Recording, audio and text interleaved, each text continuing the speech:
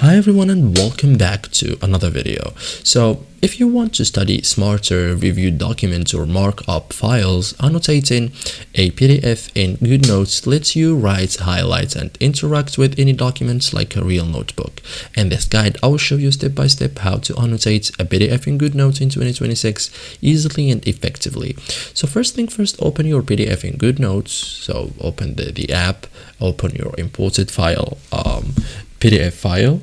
Okay, make sure the document is fully loaded. Okay, use the pen tool, so tap the pen icon, choose color and thickness. Okay, you can edit as you like.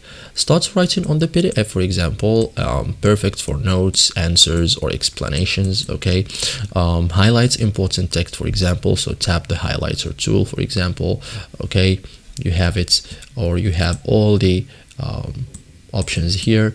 Okay, drag over text, for example, use different colors to organize ideas.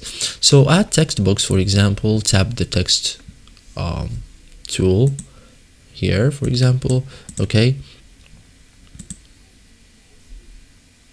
tap anywhere on the page and type your notes. Okay, so it's useful for clean typed annotations. Okay, so use shapes and elements, for example, so tap the shape tool, for example.